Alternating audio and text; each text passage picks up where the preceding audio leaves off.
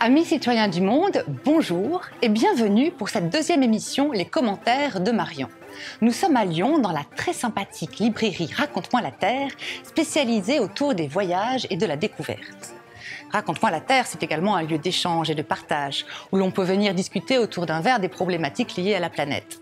C'est donc tout naturellement de voyage et d'environnement dont nous allons parler.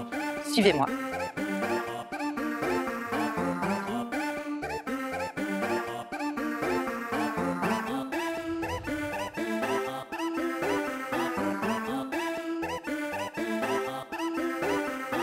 Nous sommes heureux de recevoir aujourd'hui Delphine Weisberg, directrice de l'agence lyonnaise Voyageurs du Monde, et Serge Mathieu, voyageur, réalisateur de nombreux films, dont notamment Poétique et mythique Route du Cap Nord, qui retrace un road trip émouvant à travers la Norvège.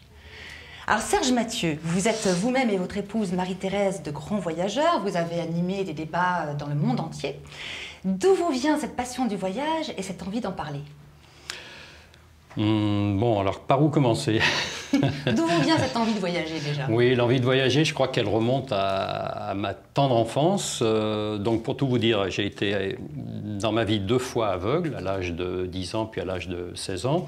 J'ai perdu la vue pendant 3 mois, donc je crois que l'après, j'ai toujours été passionné par l'image. Quand j'étais tout petit, je construisais déjà des appareils photo.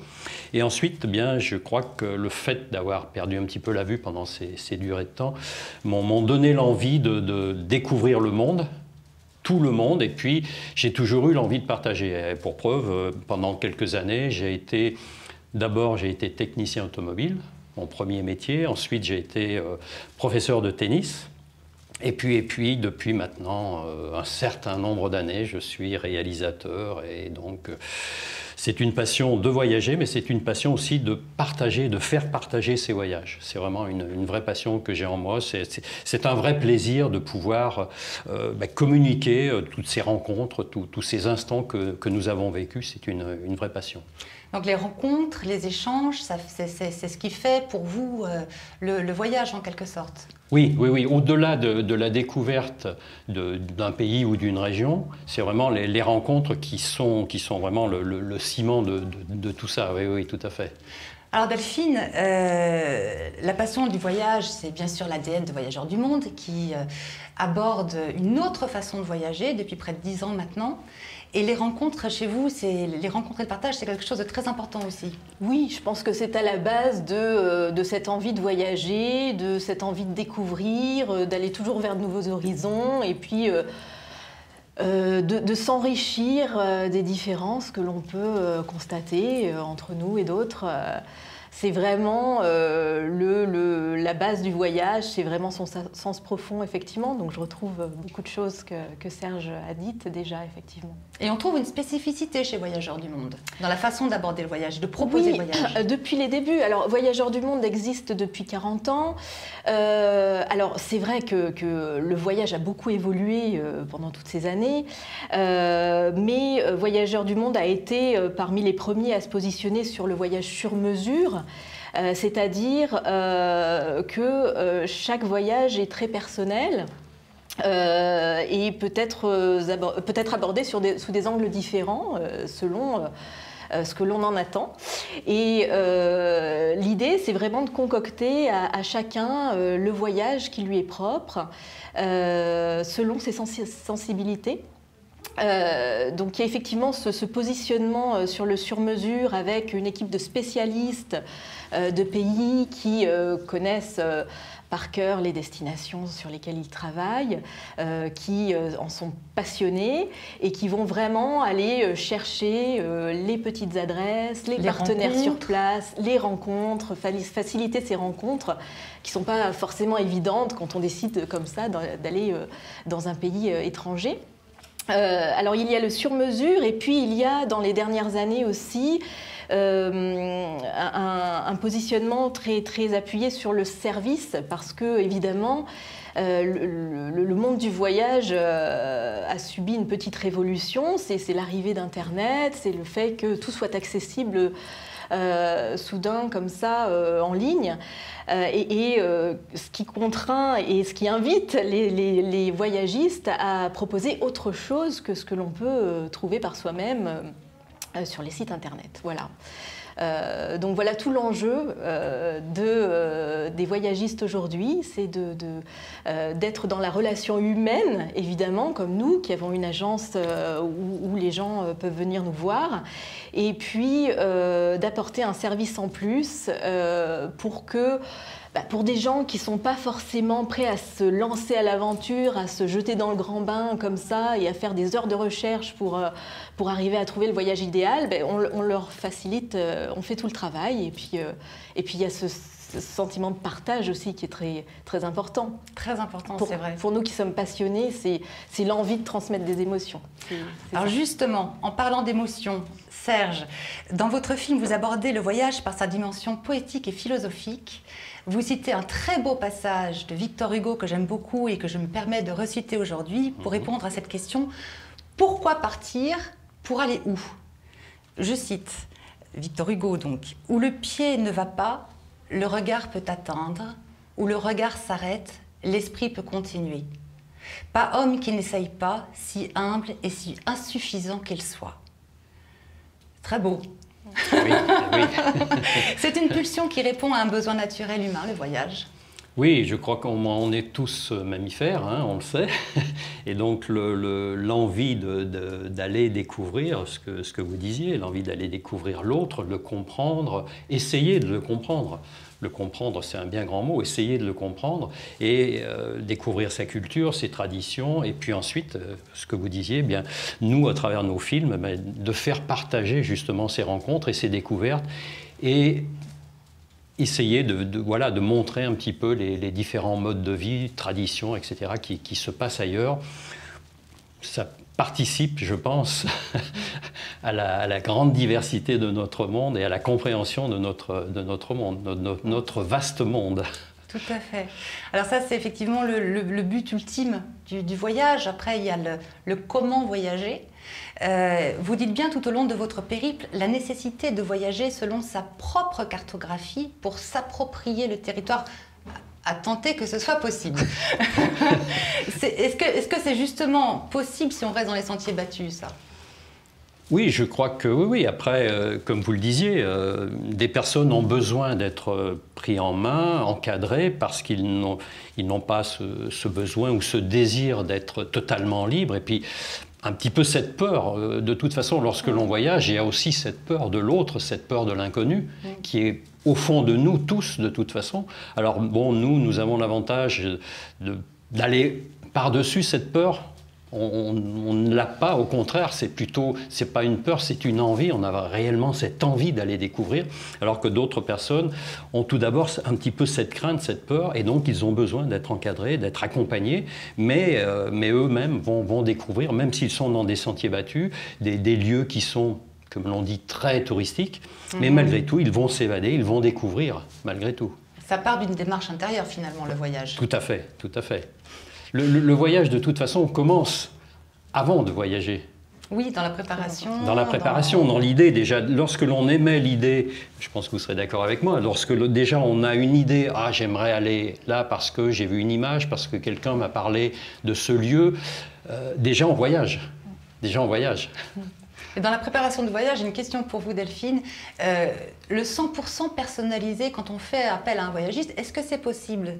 Sachant que la notion même du voyage et les intérêts peuvent diverger au sein d'un même groupe, ça ne doit pas être... Oui, c'est vrai, c'est vrai. Au sein d'une même famille, oui. Il faut arriver à ce que tout le monde y trouve son compte. Mais oui, bien sûr, c'est possible. Hein. C'est notre vocation, c'est notre raison d'être. Alors, ça ne veut pas dire pour autant qu'on va forcément être complètement hors sentier battu, parce que chaque pays a sa tour Eiffel, entre guillemets. Hein. On a envie de voir le Taj Mahal, on a envie de voir le Golden Gate à San Francisco, on a envie... voilà, il y a évidemment, il y a des lieux emblématiques qu'on ne veut pas louper, c'est une évidence. Mais il y a aussi moyen de ne pas de les faire à différentes heures de la journée, par exemple, pour ne pas se heurter aux quantités de visiteurs. En fait, c'est surtout un état d'esprit. Et même si on veut voir les incontournables absolument, le voyage c'est un tout, c'est-à-dire que chacun a ses désirs très personnels et ses attentes très personnelles. Certains ont besoin de confort, d'autres ne vont pas trop y prêter d'importance. Certains ont besoin d'être encadrés, d'autres préfèrent être totalement libres et flâner à leur guise. Certains vont être lève tôt, d'autres lève tard. Donc tout ça, ça rentre dans la personnalisation du voyage. Qu'est-ce que vous détestez quand vous voyagez? Qu'est-ce que vous ne voulez absolument pas trouver? Quel est votre imaginaire autour de cette destination? Qu'est-ce que vous espérez trouver? Quelle est votre quête en fait, hein, c'est ça. Donc il y a tout un questionnement qui consiste à vraiment essayer de bien connaître la personne que l'on a en face de soi pour travailler sur un projet qui lui corresponde parfaitement. Et ça, on peut le faire tout en voyant les incontournables d'une destination. Très bien. Alors, il y a une notion qui vous lie tous les deux, qui est évoquée, qui est développée dans le film de Serge, c'est la notion du voyageur inutile. J'ai beaucoup aimé ça. Alors Serge, expliquez-nous, qu'est-ce que le voyageur inutile? C'est simple et compliqué à la fois. Dès que l'on voyage, on voyage pour soi, même si effectivement, comme je le disais tout à l'heure, nous, notre but, c'est de réaliser des images, des prises de son, et puis ensuite de faire partager ce voyage, parce qu'on aime ça, mais malgré tout, on voyage pour soi, donc c'est très hypocrite. Donc c'est absolument inutile.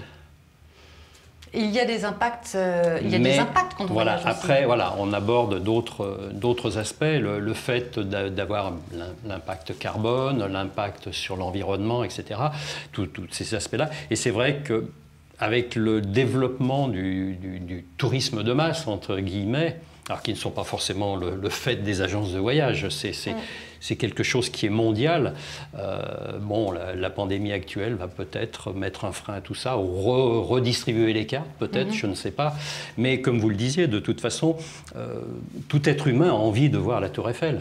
Quelqu'un qui vient en France a envie de voir la Tour Eiffel, même si on l'a vue et revue, mais tout le monde a envie de voir la Tour Eiffel. Donc, effectivement, c'est peut-être inutile. Mais en même temps, c'est tellement utile de voir la Tour Eiffel quand on vient à Paris. Et d'aller vers les autres. Et d'aller vers les autres. Puisque de toute façon, voilà, à ce moment-là, des liens vont se créer, des rencontres vont se faire et peut-être des amitiés vont se nouer, très certainement même. Mais ce n'est pas anodin. Pour accompagner vos propos, j'aimerais qu'on voit un très bel extrait de votre film, accompagné des très belles paroles du poète norvégien Olaf Olje. Ici, je suis en sûreté. Ici, les chênes encerclent les murs. Ici, les passes scintillent au bas des montagnes usées par la mer.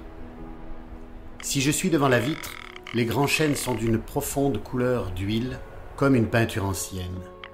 Dans l'émail bleu du ciel, des nuages oubliés viennent de la mer. Feuillage de chêne dans le soleil d'automne. Pays bleu, pays montagneux, pays de mer qui vieillit à côté de moi, paré de couleurs lumineuses, éclatantes. Aujourd'hui, l'air est frais, des flocons de neige. Telles des griffes, les branches nues cherchent à saisir les dernières traces de chaleur et d'ozone. Je vais dans le pays bleu, sous les blocs qui tombent. Un jour, l'arbre du monde sera nu. Delphine, pouvez-vous nous parler de ce que l'on peut faire aujourd'hui en termes de tourisme éco-responsable? Alors, oui, c'est un vaste sujet, effectivement. Oui. Comme le disait Serge, oui, le voyageur est forcément inutile, mais il y a une vraie utilité au voyage. C'est de s'ouvrir aux autres et au monde. Ça permet de mieux se comprendre culturellement, au niveau sociétal également, c'est très très important. Je ne pense pas que ne plus voyager serait une solution réaliste ou viable pour la planète. Oui, je me permets de vous couper, mais c'est ancré au fond de nous-mêmes, de l'être humain au plus profond. Lorsque l'on se replonge dans l'histoire, même dans la préhistoire, l'être humain, a toujours voyagé. Ouais. C'est important pour la compréhension entre les peuples, pour la tolérance, pour l'enrichissement mutuel. Donc on parle aujourd'hui beaucoup effectivement de l'impact sur l'environnement. De l'empreinte carbone. De l'empreinte carbone. Je pense qu'il y a une véritable prise de conscience ces dernières années, même si en termes de mutation de la façon de voyager, on n'y est pas encore. Et puis je pense qu'on n'y sera pas tout de suite parce qu'à l'issue de cette pandémie que nous traversons, il y aura un réel besoin de revoyager. Néanmoins, alors, ce qu'il est possible de faire à notre niveau, en tout cas pour ce qui est de Voyageurs du Monde, nous absorbons 100% des émissions carbone qui sont produites par nos clients voyageurs et nous-mêmes salariés.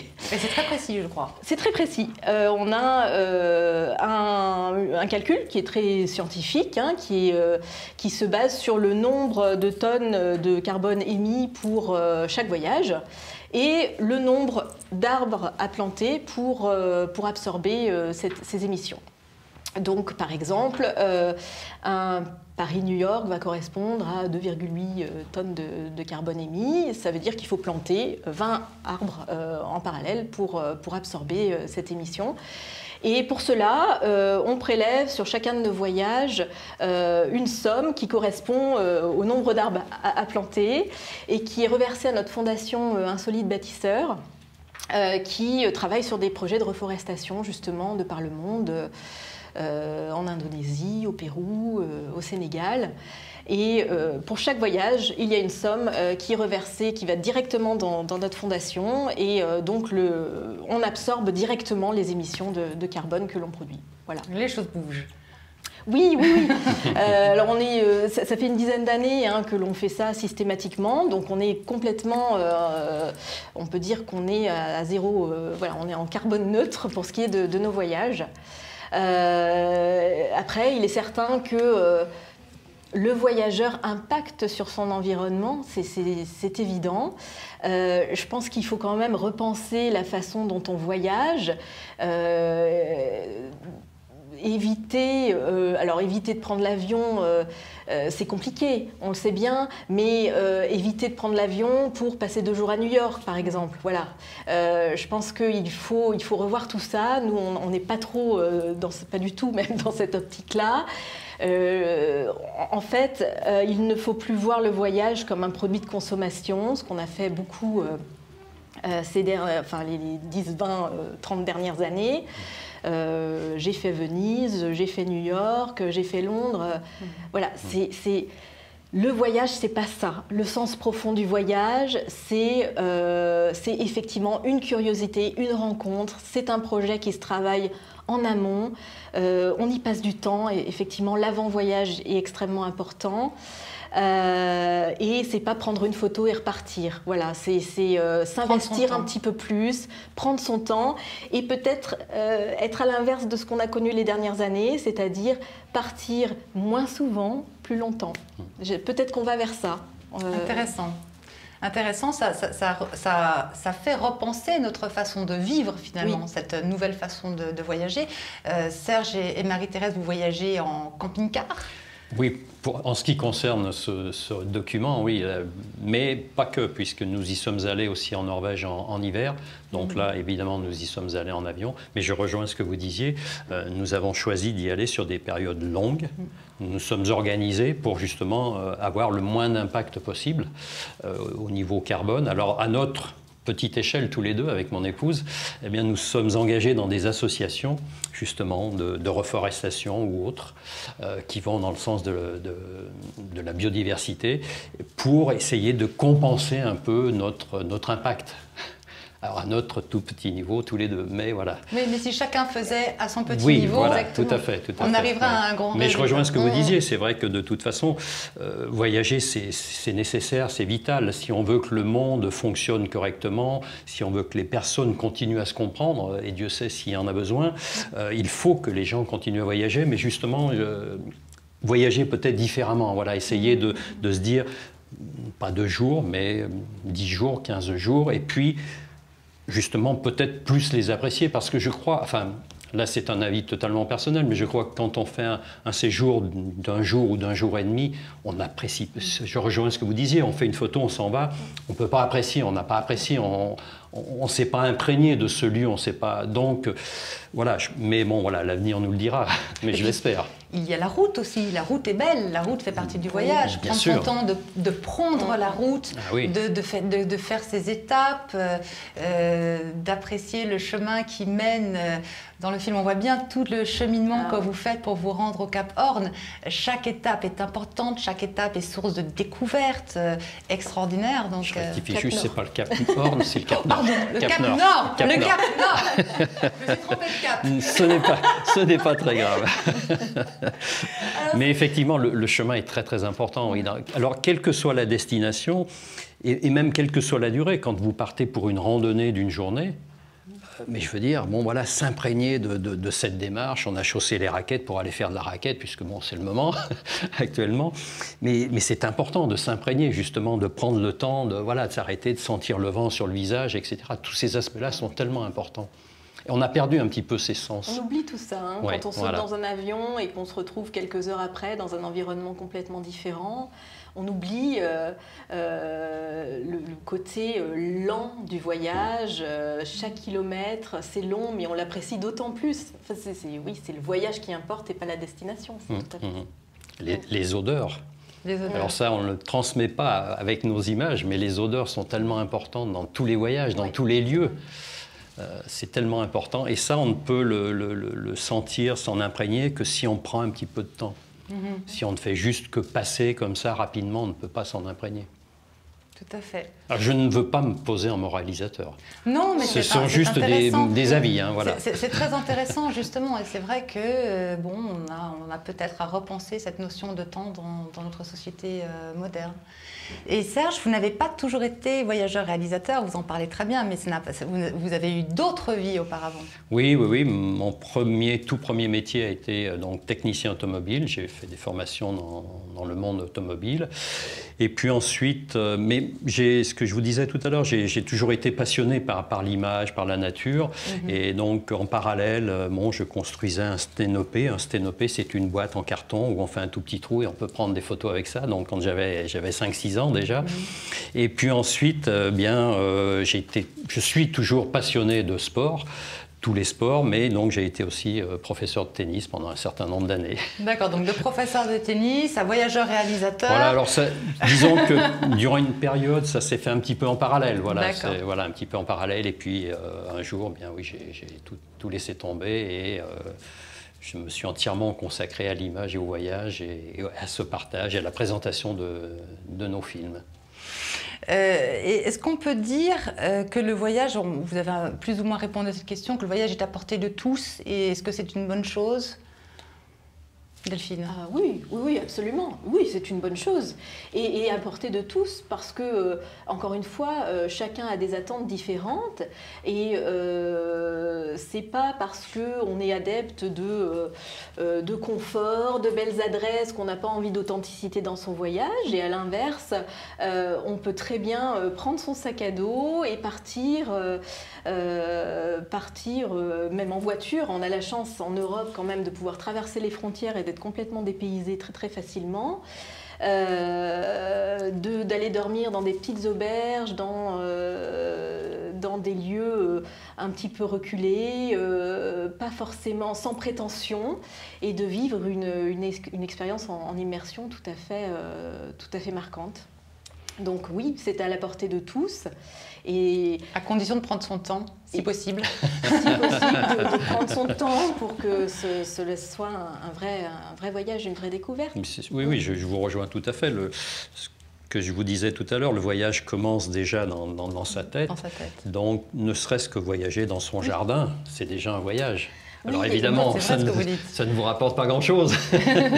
Non, mais c'est déjà un premier pas vers le besoin et l'envie de voyager. Donc, ce n'est pas une question de moyens de voyager. Évidemment, si, à certains moments, on est bien d'accord.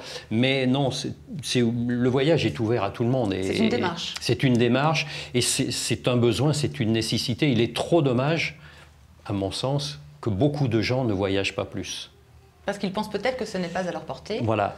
Alors mais c'est vrai qu'ensuite, eh bien, on a des visions du monde qui sont quand même très sclérosées, un peu stéréotypées, alors que lorsque l'on voyage, quand on rencontre justement toute personne à travers le monde, on se rend bien compte que les gens qui ont voyagé n'ont pas les mêmes discours, n'ont pas la même philosophie de la vie. Ouverture d'esprit. C'est une ouverture. Ouverture d'esprit. C'est un état d'esprit, le voyage, hein, c'est tout à fait vrai ce que vous dites. Et je pense que c'est important de le rappeler aujourd'hui. Même si effectivement ça ne nous fait pas travailler, mais bon, voilà, on est dans une période particulière. Mais dans cette période un petit peu morose, de rappeler que voilà, on ne peut pas aujourd'hui prendre un avion pour s'envoler à l'autre bout du monde, mais c'est une philosophie de vie, c'est un état d'esprit. On a bien vu d'ailleurs les Français redécouvrir leur patrimoine, leur région, les petits producteurs locaux, voilà, s'investir s'impliquer dans leur collectivité territoriale, locale, découvrir des endroits qu'ils ne soupçonnaient pas en fait à côté de chez eux. Et c'est tout à fait ça. Pour les gens qui sont un petit peu en manque de voyage en ce moment, il faut rappeler que cette possibilité, elle reviendra et que pourquoi pas effectivement se plonger dans les guides, se cultiver, lire, être curieux et puis être curieux de ce qu'on a autour de soi, hein, tout simplement, ça commence là. Tout à fait. Préparer ses voyages, justement, alors quand on pense au voyage, on pense aussi aux grands explorateurs, connus ou inconnus, qui font rêver le monde. Et la question qu'on peut se poser, c'est existe-t-il encore des endroits, des terres infoulées, des terres inconnues, ou pas du tout? Enfin, rassurez-nous. Alors, 95%, c'est très, j'avais lu ça, 95% des voyageurs dans le monde se concentrent sur 5% du territoire de la planète. Donc oui, il y a une immensité à explorer et effectivement beaucoup de stéréotypes, beaucoup d'idées toutes faites qui font que les gens ont tendance à tous aller au même endroit. Et c'est pas forcément là que l'on fait les expériences les plus authentiques ou les plus marquantes. Donc oui, il y a un monde à explorer. Et encore une fois, la clé, c'est la curiosité. La curiosité, oui, tout à fait. Il y a des... Ce besoin de connaissances, de rencontres. Juste, voilà, vous allez à la Tour Eiffel, vous contournez la Tour Eiffel, et là, vous allez découvrir un autre monde.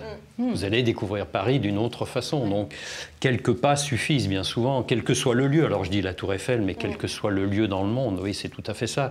Et c'est le but de votre agence, c'est notre but à nous, tous voyageurs, réalisateurs, c'est justement d'aller dans ces lieux mythiques, parce qu'ils font partie de notre terre, ils font partie de notre monde, mais c'est aussi contourner et aller juste à côté sans beaucoup s'éloigner. Et parfois, on découvre un monde totalement méconnu qui est là, qui vit et qui fonctionne et qui est bien souvent tellement intéressant. Oui, ou des rencontres insolites aussi. Oui.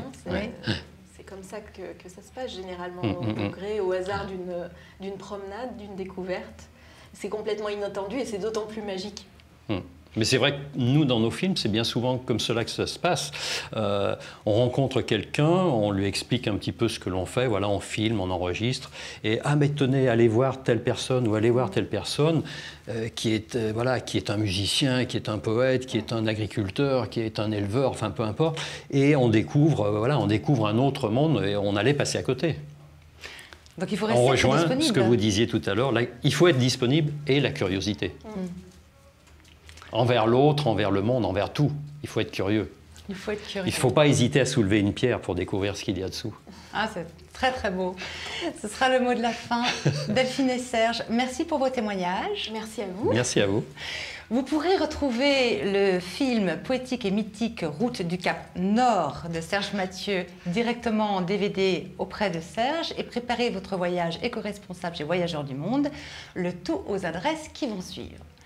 Quant à nous, vous pourrez revoir l'émission sur notre page Facebook et YouTube documentaire et je vous donne rendez-vous le mois prochain où nous nous rendrons à Madagascar. Belle journée et à très vite pour de nouvelles aventures documentaires.